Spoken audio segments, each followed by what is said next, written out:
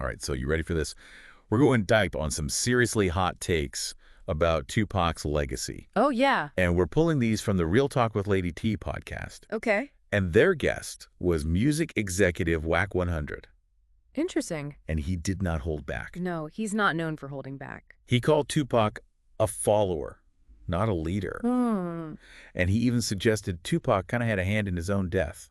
Wow. That's a pretty serious accusation. It is. Yeah. So that's what we're going to unpack today. And you know how we do deep dives here? Yeah, we go deep, right to the bottom of it. So get ready, because it's about to get real. I'm ready. Wack 100, man. He's known for making some bold statements. Yeah, like that part where he challenges Tupac fans, saying, I'm going to send you home crying if they try to talk about him. Have a Tupac conversation with me. Yeah, exactly. And I'll send you home crying. Seems like a way to get attention. It does. But, you know, I get it. Dissecting Tupac's life, it's a lot. That's intense. Yeah. Keeps the emotions going. For sure. Definitely.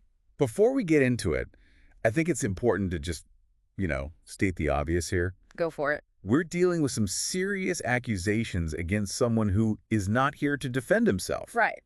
We need to be respectful, I think. Absolutely. Nuance is important. Nuance, yes, for sure. And Wack 100, he doesn't just throw out vague criticisms. He gets specific. He names names, calls Tupac a liar, and even brings up some allegations about his prison time. Right.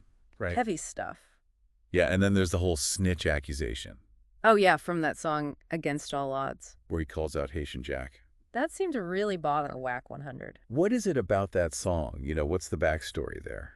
So, Against All Odds, it's like more than just a diss track. It's like Tupac just putting it all out there. The people he felt betrayed him. Oh, like an open wound? Exactly. Putting it all on display. And when you look at the world of hip-hop, that word, snitch. Oh, it's loaded. It's loaded, yeah. It means a lot. You're talking about loyalty, trust, this whole code of silence. It's like a sacred thing. Exactly. Runs deep in the industry, especially hip-hop. So Wack 100's criticism, it's tapping into something bigger, like bigger than just Tupac. Oh, yeah. We're talking about accountability in the whole hip-hop community. I think you're right. It's about the consequences of breaking that code. And look, Tupac, his life wasn't exactly simple. No, definitely not a fairy tale. He had feuds, legal battles, all kinds of drama. Yeah, and his art, it reflects all of that. Which is probably why it resonated with so many people. Yeah, it felt real raw. Real raw, exactly. It's really interesting how Wack 100 is painting this picture of Tupac that really clashes with, like, the image that a lot of fans have. The hero image? Yeah, the leader, the revolutionary. Right. He's really challenging that whole narrative. Yeah, it's like he's trying to dismantle it piece by piece. But does that take away from the power of his message? That's the question, isn't it? That's what I'm wondering, yeah. It's a tough one. Yeah. I think, honestly, each listener has to answer that for themselves. Yeah. But I do think Wack 100's comments, even if you hate them, they make us, like, engage more. Sure. Yeah, deeper with Tupac's legacy. You're right. We can't just accept the hero story. No. We got to look at the whole picture. The good, the bad, and everything in between. The messy parts, too. Yeah, all of it. It's easy to get caught up in the nostalgia. It is the legend of Tupac. Especially with someone like Tupac, Absolutely. We owe it to ourselves to think critically. Yeah, don't just take things at face value. Exactly. And look, you don't have to agree with Wack 100 at all. No, not at all. You can hate how he said it, what he said. You can disagree with his conclusions. Absolutely. But he's making us think about hero worship. Yes, he is. And how we need to look at things from different angles. Multiple perspectives are important. Okay, so let's go back to Against All Odds for a second. Okay, yeah. It's not just about personal beef. It's about that code of silence in hip-hop.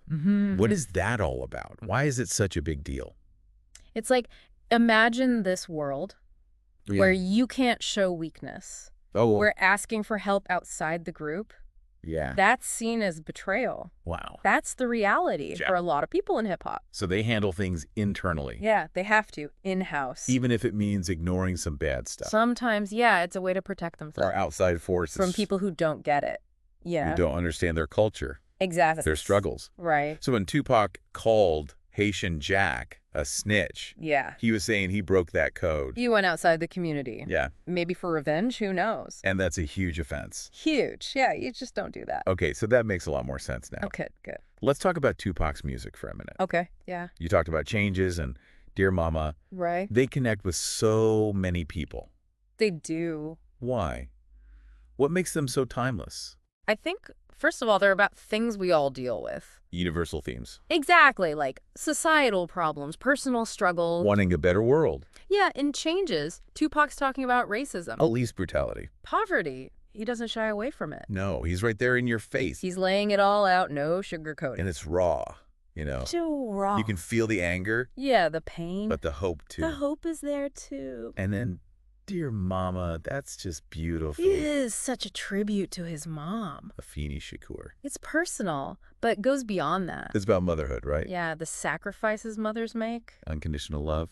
Even when things are tough. He's saying, like, my mom was always there. Yeah, through thick and thin. And that connects with everyone. We all have mothers, you know. We all get it. And he captured that feeling perfectly. So even with all this talk about Wack 100, the controversies, we can't forget the impact of Tupac's music. Absolutely not. It's a huge part of his legacy. So the big question is, how do we balance the flawed person with the powerful art they created? Can we even do that? Is it possible? Or do we have to accept both? Even if it's uncomfortable?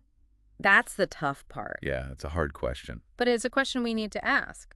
What do you think? Can you appreciate the music and still acknowledge the problems? Yeah, the complexities. It's up to each listener to decide. But I think acknowledging the complexities is important. I agree. It's like recognizing that even our heroes, they're human. They make mistakes. Yeah, they mess up. They hurt people. Sometimes they do things that go against everything we believe in. And that's part of what makes Tupac's legacy so powerful. It's true. It forces us to confront uncomfortable things. To question what we believe. Yeah, and wrestle with all that messiness. That's really well said. Thanks. So we want to know, what do you think? How do you define Tupac's legacy? Has this deep dive changed your perspective at all? Let us know. Hit us up on social media. We want to hear from you. Keep the conversation going. You know, maybe it's not about whether we agree with, like, how Wack 100 said things. Yeah. But he does bring up something interesting. What's that? About how we create these stories around celebrities. Oh, yeah. Especially now with social media. Everyone's got an opinion. And it's so easy to build up these myths. Especially about artists. The ones who really get to us emotionally. Right. We want that larger-than-life persona. We crave it. But it's not always real. And it sets us up for disappointment. Makes it harder to talk honestly about how complex people are. We forget they're human. Yeah, just like us. They mess up, they hurt people. And sometimes they do things that just completely contradict the image we have of them. Well, that's tough to deal with. It can be. It makes you reevaluate things. Your own values. Your beliefs, even. And you start to question your connection to their art.